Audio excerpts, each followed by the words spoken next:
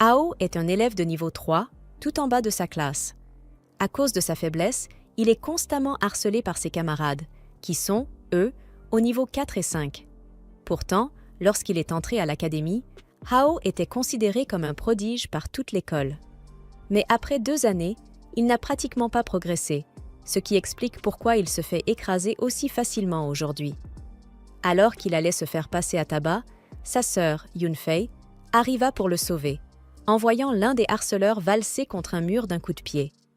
Contrairement à Hao, Yunfei est la définition même du génie. Elle a atteint le niveau 7 en seulement 1 an, alors que la plupart des élèves mettent au moins 4 ans pour y parvenir. Les autres intimidateurs sont terrifiés par elle, au point qu'ils attrapent leur amie et s'enfuient aussitôt. On pourrait penser que Hao serait jaloux de sa sœur, mais ce n'est pas le cas. Au contraire, ils entretiennent une relation fraternelle très forte. Quand ils étaient enfants, leur mère les conduisait à l'école lorsqu'un événement terrifiant survint. Une faille s'ouvrit soudainement dans le ciel, et un monstre terrifiant en surgit, pénétrant leur réalité. Leur mère les attrapa immédiatement et courut se mettre à l'abri. Mais la créature avait déjà commencé à massacrer les gens autour d'elle. Si rien n'était fait, ce n'était qu'une question de temps avant qu'elle ne les trouve. Leur mère prit alors une décision déchirante. Elle laissa ses enfants derrière elle pour affronter le monstre seule. Elle possédait une puissance incroyable et parvint, pendant un moment, à lui tenir tête. Mais au fond d'elle, elle savait qu'elle ne serait pas assez forte pour le vaincre. Pire encore, le monstre cherchait le sceau divin qui lui avait été confié. S'il mettait la main dessus, les conséquences seraient catastrophiques. Elle devait donc tout faire pour l'en empêcher. La créature se moqua d'elle, lui disant d'abandonner, car elle n'avait aucune chance de gagner. Et même si cela était vrai, elle sous-estimait jusqu'où elle était prête à aller. C'était une décision insupportable, car elle savait qu'elle laisserait ses enfants derrière elle pour toujours. Mais elle n'avait pas le choix. Elle regarda Hao et lui demanda de protéger sa sœur à sa place. Puis elle s'éleva dans les airs et fit exploser le trésor, empêchant ainsi le monstre de s'en emparer. Dans les années qui suivirent cette attaque, de plus en plus de monstres traversèrent les dimensions pour semer le chaos dans le monde humain. Mais en parallèle, les humains commencèrent à éveiller des pouvoirs surnaturels pour leur résister. Et afin d'aider les jeunes combattants à développer leurs capacités, de retour au présent, Hao célèbre son 18e anniversaire avec son père et sa sœur. Il lui demande de faire un vœu et de souffler les bougies. Habituellement, Hao aurait souhaité ne plus être faible. Mais si les vœux fonctionnèrent vraiment, il serait devenu plus fort depuis bien longtemps. Il finit quand même par faire un vœu. Mais, visiblement, celui-ci n'a pas été exaucé, car l'instant d'après, un monstre araignée déchire l'espace et fait irruption dans leur dimension, semant immédiatement le chaos autour de lui. Pour protéger sa famille, son père, qui est de niveau 9, se jette dans la bataille pour tenter d'arrêter la créature et gagner du temps afin que ses enfants puissent fuir. Mais il est instantanément écrasé. En voyant cela, Yunfei tente à son tour d'attaquer.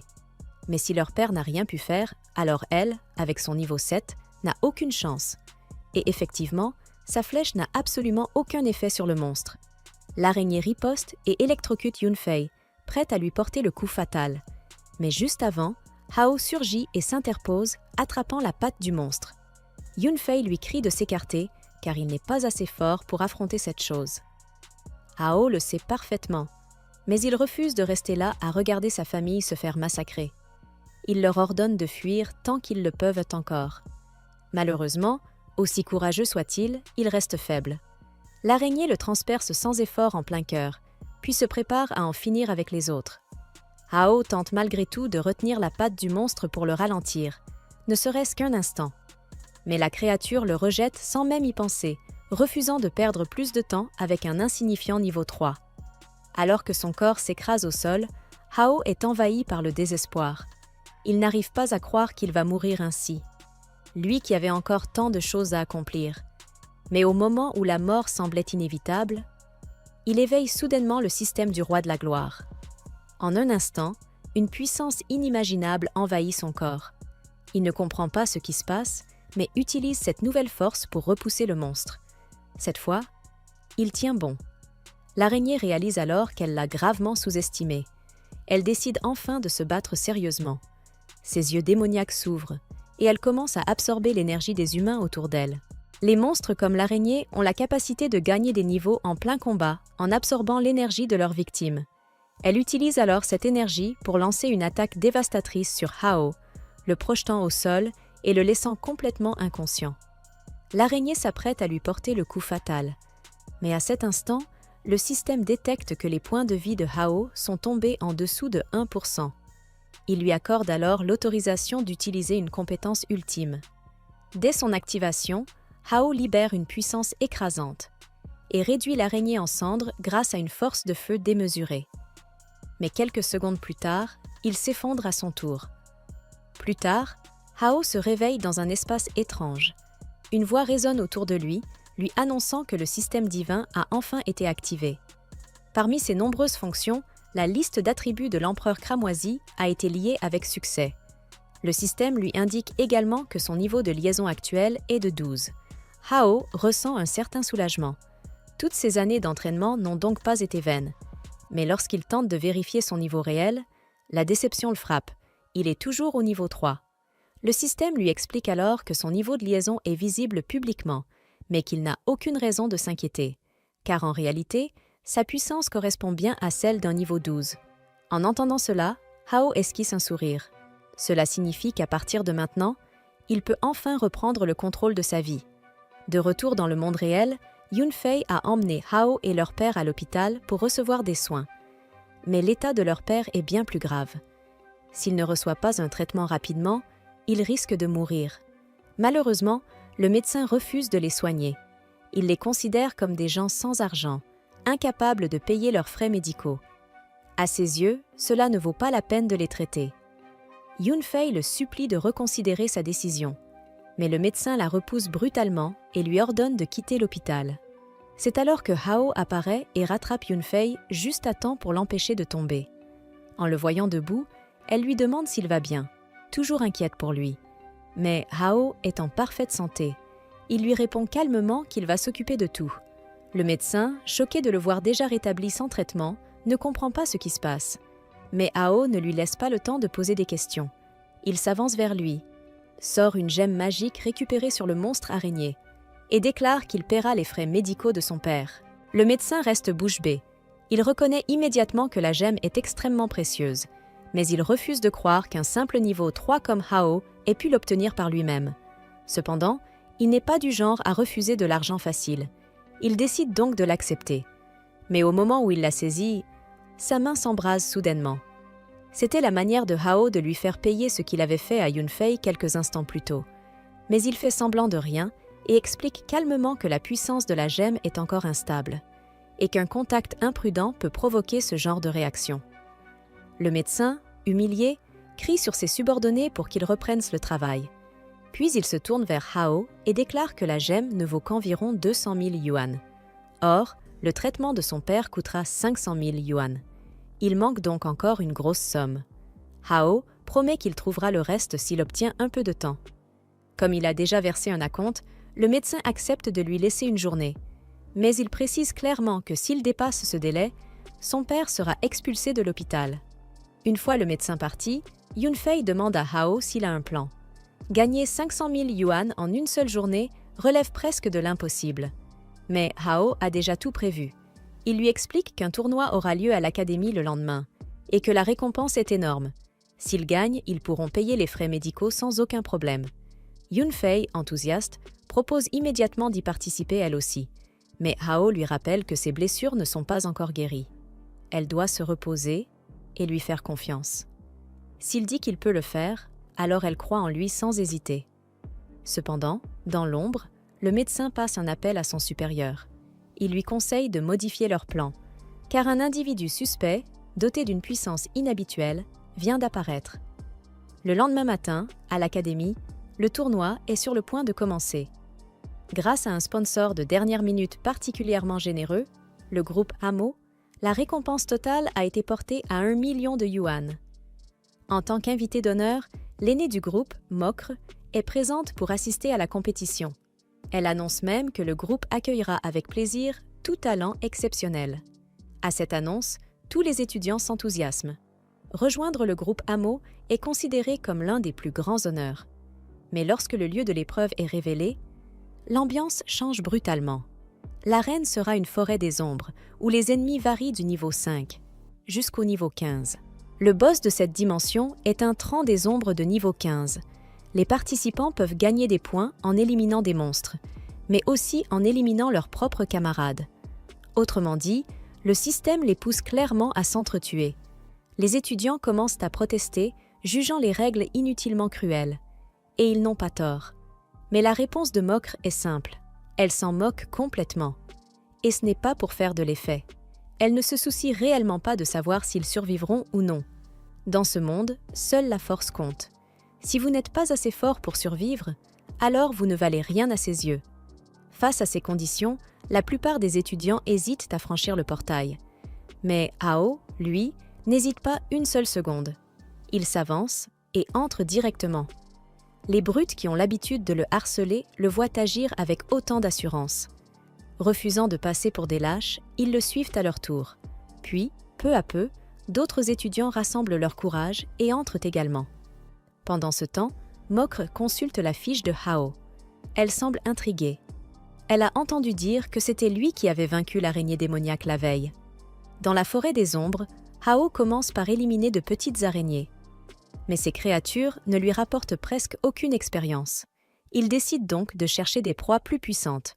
Pour cela, il suit un groupe d'araignées, espérant qu'elles le mèneront jusqu'à leur nid. Mais en chemin, il entend la voix d'une fille appelant à l'aide. Il se dirige vers le son et découvre une de ses camarades piégée dans une toile d'araignée. En le voyant, elle est immédiatement soulagée. Elle le supplie de la sauver. La plupart des étudiants étant entrés en groupe, Hao reste méfiant. Craignant un piège, il lui demande ce qui est arrivé à son équipe. Elle lui explique que ses coéquipiers l'ont abandonnée après qu'elle ait été capturée. Elle insiste. Sans aide, elle va mourir. Touchée par sa détresse, Hao accepte de l'aider. Mais il lui demande de rester silencieuse. Car attirer des monstres serait une très mauvaise idée. Il commence alors à brûler les toiles pour la libérer. Mais une fois libérée, elle chute vers le sol. Hao se précipite pour la rattraper. Mais soudain, une seconde toile surgit et l'attrape à son tour. Il se retrouve suspendu, coincé de manière plutôt embarrassante, le visage enfoui entre les cuisses de la jeune fille. En réalité, tout cela faisait partie du plan du monstre. L'araignée savait que si elle laissait une proie vivante dans son piège, quelqu'un viendrait forcément la sauver. Et ainsi, elle pourrait capturer 2 humains pour le prix d'un. Cependant, Hao n'a aucune intention de finir comme nourriture pour araignées.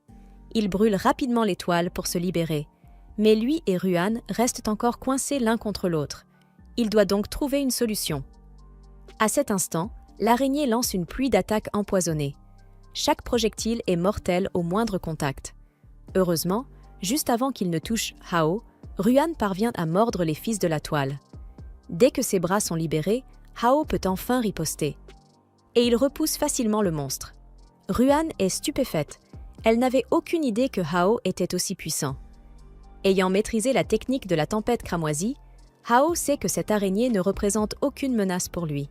Mais son poison reste dangereux. Alors, lorsqu'elle attaque, il esquive rapidement. L'araignée continue de tirer sans relâche.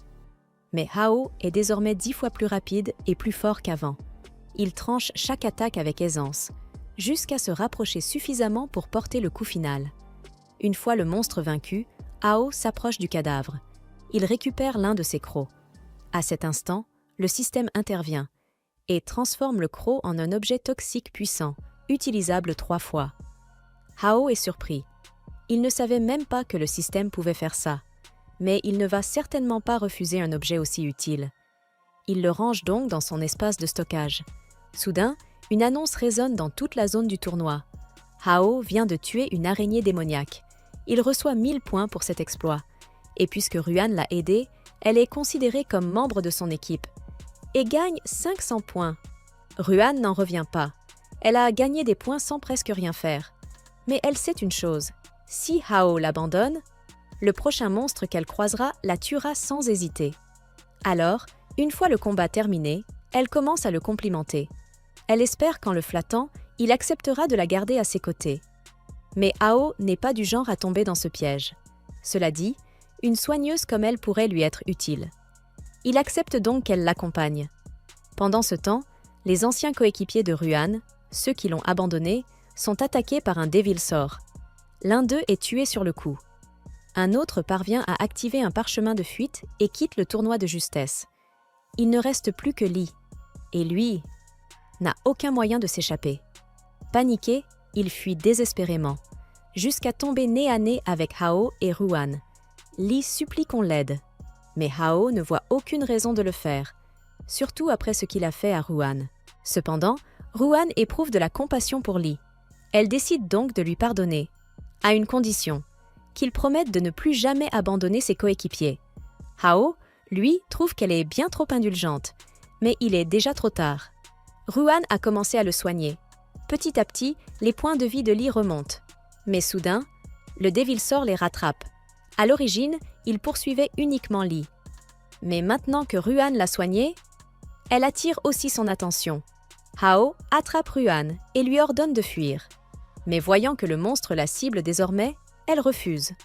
Elle lui dit de partir sans elle et de la laisser distraire la créature pour lui donner une chance de s'échapper. Pendant ce temps, Lee, pourtant responsable de toute cette situation, n'a absolument aucune intention d'aider. Il tente discrètement de s'enfuir, laissant Hao et Ruan affronter le monstre seul. Mais avant même de pouvoir partir, Hao l'attrape par le cou. Il lui dit clairement qu'il n'ira nulle part tant qu'il ne se sera pas excusé correctement auprès de Ruan. Puis Hao lance une attaque de feu massive sur le Devil Saur. Convaincu de l'avoir éliminé, il traîne Lee jusqu'à Ruan et le force à s'agenouiller pour demander pardon. Pris de panique, Lee commence immédiatement à supplier. Il affirme qu'il ignorait qu'ils étaient aussi puissants. Il promet même de faire tout ce qu'ils veulent s'ils lui pardonnent. Ruan, fidèle à sa nature douce, est prête à lui donner une seconde chance. Mais au moment où elle baisse sa garde, Lee sort une dague et se jette sur elle, prêt à la tuer, dans un acte de vengeance pour l'humiliation subie. Mais avant qu'il ne puisse agir, Hao intervient. En 3 coups rapides, il vide complètement sa barre de vie. Techniquement, Lee est encore en vie. Mais selon les règles du jeu, ses points tombent à 0. Tous ses points sont transférés à Hao et il est expulsé de la compétition. Ruan s'excuse auprès de Hao. Elle regrette d'avoir été aussi naïve. Mais Hao secoue la tête. Ce n'est pas de sa faute. Elle a simplement trop fait confiance à quelqu'un. Et cela ne mérite pas des excuses. Cependant, il lui donne un conseil. À partir de maintenant, elle ne devrait accorder sa confiance qu'à ceux qui en sont réellement dignes. Mais à cet instant, le Devil Saur réapparaît, comme surgissant de nulle part. L'attaque précédente de Hao n'avait pas suffi à le tuer. Hao active ses pouvoirs et fonce sur le monstre, enchaînant les coups d'épée jusqu'à ce qu'il s'effondre finalement au sol. Ruan demande alors si le Devil Saur est enfin vaincu, mais Hao lui explique qu'il est toujours en vie, car ces créatures possèdent une grande résistance naturelle à la magie de feu. Pour en finir définitivement, ils doivent soit le tuer, soit trouver un moyen d'apaiser sa colère. Hao propose alors de tenter de l'apprivoiser à l'aide d'un sort d'apaisement. Comme Ruan est une soigneuse, elle accepte immédiatement de lancer le sort, mais un problème subsiste. Pour que cela fonctionne, les points de vie du Devil Saur doivent descendre en dessous de 20%, et cela risque d'être compliqué, surtout qu'il est déjà en train de se relever. Le monstre lance une attaque, et Hao la bloque instinctivement pour protéger Ruan. Une fois sûr qu'elle est en sécurité, il repart à l'assaut. Il utilise un sort de haut niveau, Infernal Realm, pour piéger le Devil Saur, puis l'attaque à l'épée. Son premier coup inflige de lourds dégâts, mais ce n'est toujours pas suffisant.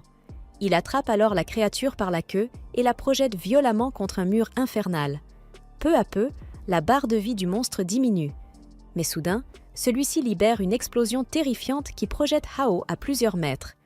Comprenant qu'il ne tiendra pas longtemps à ce rythme, il demande à Ruan si elle est prête. Dès qu'elle lui donne le signal, il porte un dernier coup décisif qui fait passer les points de vie du Devil Saur dans le rouge. Toutes les conditions sont enfin réunies. Ruan commence alors son sort, libérant un puissant rayon de magie curative en direction du monstre. Lorsque la poussière retombe, il ne reste plus qu'un adorable petit dragon. Au début, Hao pense qu'ils ont raté le sort, mais Ruan le rassure. Tout s'est déroulé correctement. C'est simplement la forme originelle du Devil Saur, désormais apaisé et inoffensif. Soulagé que tout soit terminé, Hao propose de l'éliminer maintenant qu'il est affaibli afin de gagner des points et poursuivre leur mission. Mais à peine le dragon entend-il cela qu'il panique et court se réfugier auprès de Ruan, implorant sa protection. Ruan demande à Hao d'attendre. Elle trouve le petit dragon trop mignon et refuse de le voir mourir. Elle ajoute même qu'il leur a proposé une récompense précieuse en échange de sa vie. Hao est surpris qu'elle comprenne ce que dit la créature, mais cela ne l'intéresse pas vraiment. Selon lui, rien de ce que le dragon pourrait offrir ne vaudrait 1 million. Il pense donc qu'il serait plus judicieux de viser directement le prix de la première place. Le petit dragon recule, terrifié, alors que Hao s'apprête à lui trancher la tête. Mais au dernier instant, il s'arrête. Il n'a tout simplement pas le cœur de tuer une créature sans défense, sans raison valable. Il se contente donc de le renvoyer dans la forêt en lui ordonnant de disparaître. À sa grande surprise, il reçoit tout de même des points pour avoir apprivoisé la créature. Curieux, Hao vérifie ensuite auprès du système s'il a également gagné de l'expérience.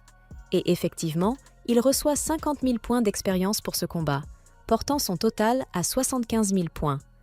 Il demande alors s'il peut débloquer de nouvelles compétences. Le système lui en propose 3 de base, toutes accessibles avec ses points actuels. Après les avoir examinées, une attire particulièrement son attention, l'œil de vérité. Cette compétence lui permet de voir des détails cachés, ce qui serait extrêmement utile dans une forêt d'ombre. Son coût est de 70 000 points. Hao accepte et, immédiatement, un étrange globe oculaire apparaît dans son esprit. De retour à la réalité, Ruan appelle Hao pour lui montrer quelque chose. Elle a trouvé un œuf spécial dans les buissons et pense qu'il s'agit de l'objet précieux dont parlait le petit dragon. Hao utilise alors son œil de vérité pour l'examiner. Il confirme que l'objet est extrêmement rare, avec un taux d'apparition d'1 sur 100 000. Cela vaut donc clairement la peine de le garder. Pendant qu'ils s'éloignent, ils sont observés à distance par KR, qui suit la situation à travers une retransmission. Et plus le temps passe, plus Hao suscite son intérêt. Peu après, la phase suivante du jeu commence. Un classement des points de tous les participants est affiché publiquement. Cela peut sembler inutile, mais le véritable objectif est d'encourager les joueurs à s'attaquer entre eux pour gagner des points, au lieu de se contenter de combattre des monstres. Et comme Hao occupe actuellement la première place, il devient immédiatement une cible. Ses camarades de classe commencent à le traquer. Cependant, ils pensent toujours qu'il n'est qu'un faible de niveau 3. Ils surestiment complètement leurs capacités, et il ne faut pas longtemps à Hao pour les vaincre sans difficulté. 2 des sbires sont déjà à terre, et le dernier reste complètement sous le choc. Pour lui, il est impossible que Hao soit aussi puissant. Il tente malgré tout une nouvelle attaque, mais Hao attrape son épée avec une facilité déconcertante. À cet instant, l'homme comprend enfin l'écart écrasant de puissance entre eux. Pris de panique, il tente de fuir, mais Hao ne compte pas le laisser s'échapper. Il lance une boule de feu dans son dos, le projetant violemment au sol. Pendant qu'il est à terre, Ruan s'approche et récupère les parchemins de téléportation des 3 assaillants. Puis, sans hésiter, elle les active, les expulsant de force hors de la forêt. Les 3 sont ainsi disqualifiés et Hao récupère leurs points en tant que vainqueur. Hao utilise ensuite l'œil de vérité pour analyser la zone. Dès qu'il localise l'arbre de l'ombre, il demande à Ruan de se dépêcher, souhaitant terminer la mission au plus vite. Cependant, Ruan remarque que 2 personnes approchent, Zhang et Luo. Elle craint qu'ils ne causent des problèmes, mais Hao, lui, reste parfaitement calme. Pour lui, peu importe ce qui arrive, il peut tout gérer. Il prend la main de Ruan et lui ordonne de courir. Il sprinte sans s'arrêter jusqu'à atteindre l'arbre de l'ombre et son antre. Ruan lui demande s'il compte affronter le boss immédiatement. Mais au lieu de cela, Hao active une compétence de camouflage et se cache avec elle dans les arbres. Il révèle alors son plan. Sachant que Luo et les autres les poursuivent, il compte les piéger en les forçant à affronter l'arbre de l'ombre sans préparation, pendant que lui observe tranquillement la scène. Quelques minutes plus tard, Luo et son groupe arrivent, prêts à se battre.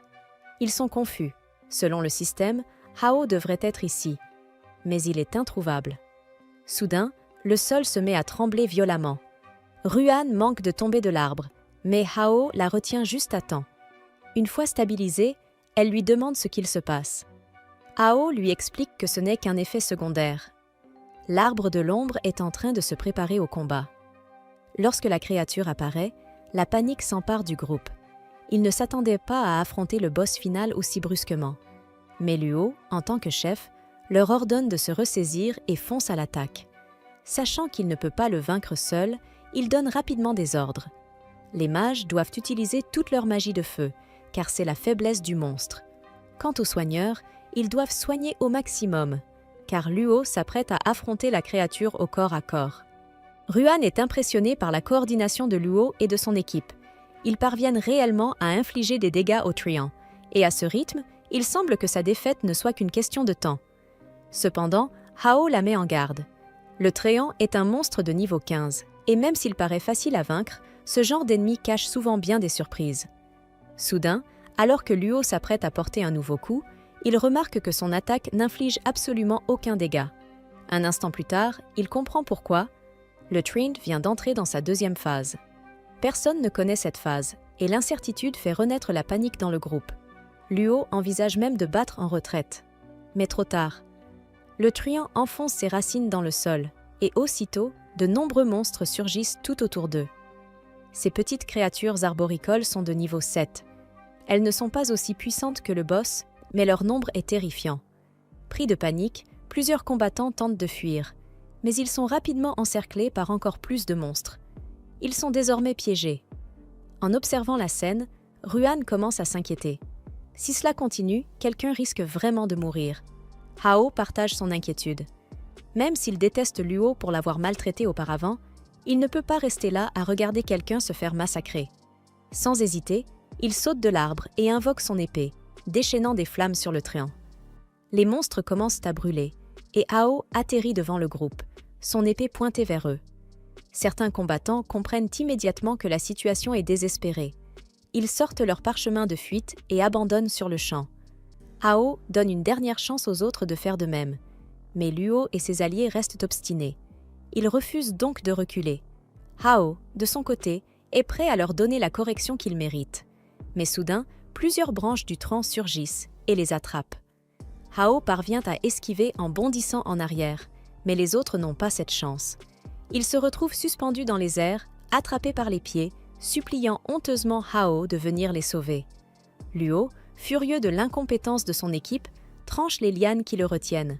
Puis, sans hésiter, il repart à l'assaut du Truand, déterminé à en finir lui-même. Cependant, Luo ne réalise pas que le Truand a déjà libéré un brouillard toxique dans toute la zone. L'inhaler provoque de puissantes hallucinations. Il avertit rapidement tout le monde de faire attention, puis active une bannière antitoxine pour se protéger. Mais il est déjà trop tard. Il a inhalé une petite quantité de poison, et les effets commencent à apparaître. Dans son délire, il croit être attaqué par ses propres coéquipiers, alors qu'en réalité, ce ne sont que des monstres arboricoles qui profitent de la situation pour le tromper. Heureusement, Luo comprend rapidement qu'il s'agit d'une illusion et parvient à reprendre ses esprits. Mais le danger est loin d'être terminé. Les monstres sont toujours là. C'est alors que Hao intervient.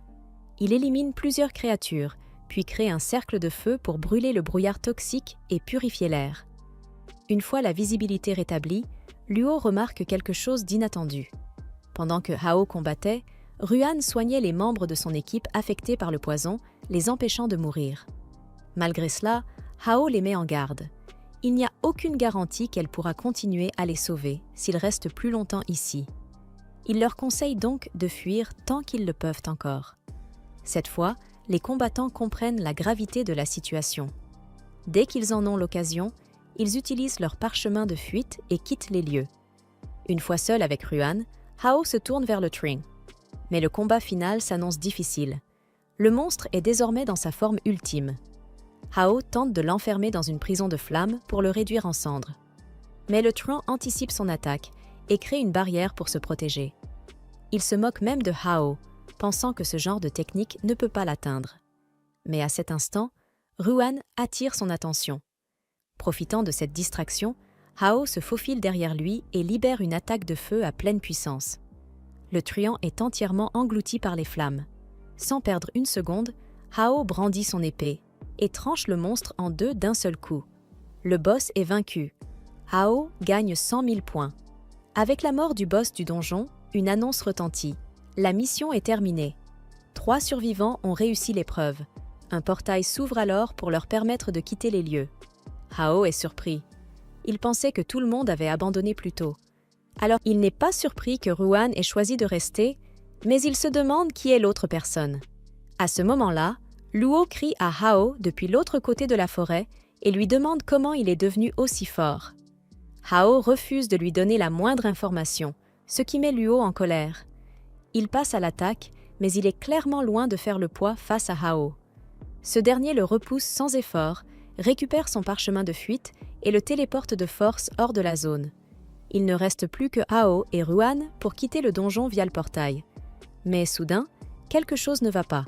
Le donjon commence à dysfonctionner à cause d'une anomalie, et une annonce indique que le portail va se fermer dans quelques secondes.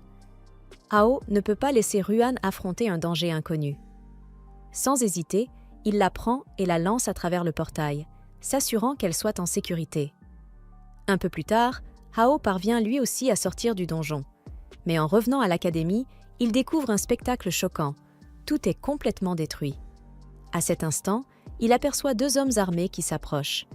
Ne sachant pas ce qu'il s'est passé, mais comprenant que cela risque de mal tourner s'il est repéré, il se camoufle et se cache derrière un mur. Lorsque les gardes passent, il utilise l'œil de vérité pour les analyser.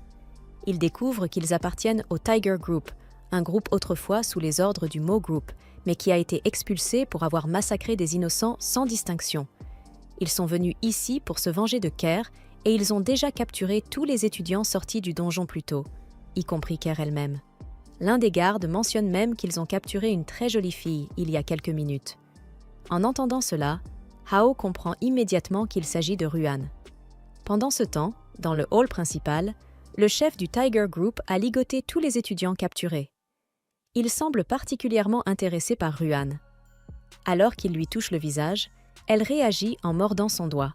Furieux, il la frappe violemment, puis commence à la battre encore plus brutalement. Luo, incapable de supporter une telle cruauté, se précipite sur lui et lui donne un coup de tête pour l'éloigner de Ruan. Malheureusement, le chef est de niveau 12, ce qui le rend bien trop puissant. Et avec les bras toujours attachés, Luo n'a absolument aucune chance. Luo est violemment projeté en arrière après un coup de poing dans le ventre, et le chef décide de faire un exemple de lui en le tuant d'une balle dans la tête devant tout le monde. Mais soudain, les hommes du chef s'effondrent tous au sol, et l'instant d'après, le chef se fait transpercer l'épaule par Hao. Il ne comprend même pas comment Hao a réussi à se faufiler derrière lui. La dague qu'il vient de planter inflige un puissant poison, l'empêchant désormais de bouger correctement. Hao s'avance ensuite vers Luo, la dague encore à la main. Pendant un instant, tout le monde pense qu'il va se venger des humiliations passées. Mais Hao n'est pas ce genre de personne. Au lieu de l'attaquer, il coupe les cordes qui ligotèrent ses poignets et le libère. Puis, il lui tend la dague et lui dit de terminer le chef. S'ils ne le font pas maintenant, il reviendra sûrement plus tard pour se venger. Luo se souvient alors qu'il est possible de gagner des niveaux en tuant des humains, mais il ne l'a jamais fait. Il hésite. Hao le provoque légèrement, lui demandant s'il a peur. Refusant de passer pour un lâche, Luo accepte finalement. Le chef se moque de lui, convaincu qu'un étudiant protégé comme lui n'aura jamais le courage de tuer. Mais l'instant suivant, Luo le poignarde dans le dos, le tuant sur le coup. Aussitôt, il ressent une montée de puissance traverser son corps. Il vient de monter de niveau. Une fois terminé, il retourne vers Hao pour lui rendre la dague, mais Hao lui dit de la garder. Luo est choqué. Il ne comprend pas pourquoi Hao est aussi gentil avec lui, malgré tout ce qu'il lui a fait subir auparavant. Hao lui demande simplement s'il la veut ou non. Luo, incapable de refuser, le remercie sincèrement et s'excuse pour son comportement passé. Hao accepte ses excuses sans problème. Mais Ruan, elle, refuse. Elle affirme que Luo ne mérite pas son pardon. Luo s'énerve et lui reproche son ingratitude, rappelant qu'il a risqué sa vie pour la sauver. Ruan reconnaît son aide, mais insiste, c'est une autre affaire. Hao intervient et dit qu'il n'a aucun problème à pardonner Luo. Mais s'ils doivent devenir amis, alors Luo devra prouver sa valeur. Il lui confie donc une mission, protéger tous les élèves ici pendant son absence. Quant à lui, il part immédiatement vers le gymnase, car il a appris que Kerr y est retenue prisonnière, et il compte bien aller la sauver. À l'extérieur, Hao aperçut deux gardes assis près des escaliers. En un instant, Il trancha la gorge de l'un et plaça sa lame sous le cou de l'autre pour l'empêcher de réagir. Il lui demanda où Mocker était retenu, mais avant même de pouvoir le forcer à répondre, le chef de l'unité s'écrasa soudainement depuis le ciel, obligeant Hao à bondir sur le côté. Le chef tenta aussitôt de lui tirer une balle dans la tête, mais Hao s'était déjà relevé et s'enfuit dans la forêt pour se mettre à couvert. Bin, impressionné, ne s'attendait pas à une telle rapidité de la part de son élève. Il était convaincu que ce combat allait être intéressant. Il ordonna à ses hommes de tirer dans la forêt pour forcer Hao à sortir de sa cachette. Acculé, sans endroit où se dissimuler, Hao fut contraint d'affronter Bin de front. Il attaqua de toutes ses forces, mais malheureusement, la combinaison de Bin était conçue pour annuler les dégâts. Les coups de Hao n'avaient presque aucun effet. Pire encore, Bin possédait des canons laser intégrés, capables de tuer Hao instantanément d'un seul tir. Hao réussit à bloquer une attaque, mais il atteignait ses limites. Il fit alors appel au système, demandant s'il existait un moyen de survivre, car dans son état actuel, il ne pouvait pas gagner. Le système lui répondit qu'il avait suffisamment de points d'expérience pour améliorer son niveau de lien et débloquer une nouvelle capacité. Il lui demanda s'il souhaitait procéder à l'amélioration. Hao accepta sans hésiter. Il n'avait pas le choix.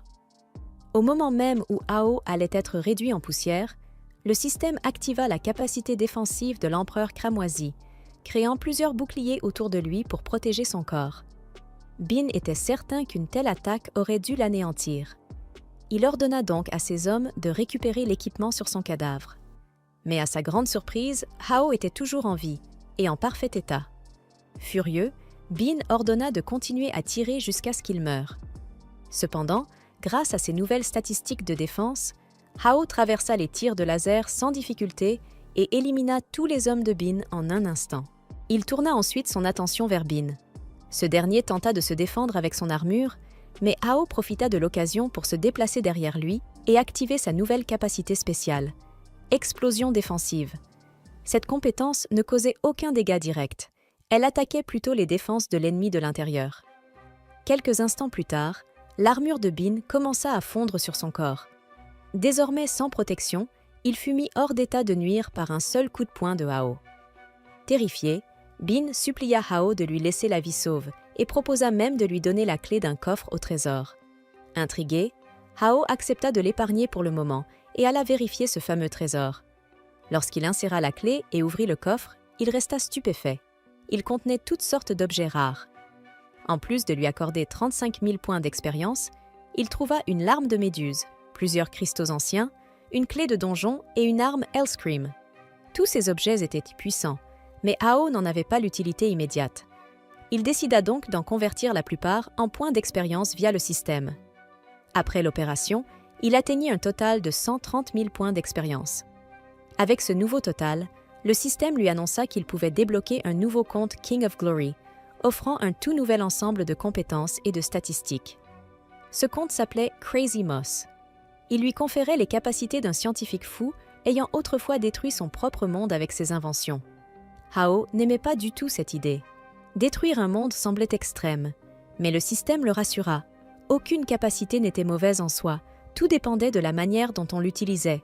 Il lui conseilla simplement d'essayer. Hao accepta et activa la capacité, mais rien ne se produisit. Il pensa alors que c'était un échec. Cependant, un instant plus tard, un petit robot apparut à ses pieds. Il s'appelait Weiss. Le robot expliqua qu'il était une intelligence artificielle créée par Crazy Moss et que ses capacités permettaient de concevoir, démonter et assembler absolument tout, même des armes extrêmement puissantes. Hao demanda une démonstration, mais Weiss lui expliqua que son niveau était encore trop bas pour créer des armes puissantes. Cependant, il pouvait tout de même lui montrer à quel point cette capacité était polyvalente. Hao lui donna 2 objets, et après les avoir combinés, Weiss créa un piège de glu collante. Maintenant qu'il comprenait le fonctionnement de cette compétence, Hao vida toutes les armes qu'il avait récupérées sur le sol et demanda à Weiss de fabriquer quelque chose avec pendant son absence. Pendant ce temps, Hao partit secourir Mokr. Mais en arrivant sur place, il découvrit 2 de ses gardes du corps transformés en pierre. Au 2e étage, un mercenaire de niveau 38 discutait avec elle. Hao comprit immédiatement qu'il n'avait aucune chance face à un adversaire de ce niveau. Il décida donc d'attendre un peu pour élaborer un plan. Le mercenaire ordonna à Mokr de lui révéler son secret avant qu'il ne soit trop tard. Sinon, ses fidèles gardes resteraient figés en statue pour toujours, à moins qu'elle ne lui remette la larme de Méduse. En entendant cela, Hao se souvint qu'il avait justement cet objet dans le coffre qu'il avait trouvé plus tôt. Il la sortit de son inventaire et courut vers les gardes pétrifiés pour les libérer afin qu'ils puissent combattre à sa place. Mais même après avoir versé les larmes sur eux, rien ne se produisit. Hao resta perplexe. Pendant ce temps, le mercenaire, nommé Shio, tenta de négocier avec Mokr. Il lui promit qu'elle deviendrait la prochaine dirigeante du groupe Mo si elle acceptait ses conditions. Tout ce qu'elle avait à faire, c'était lui fournir une carte des zones sécurisées.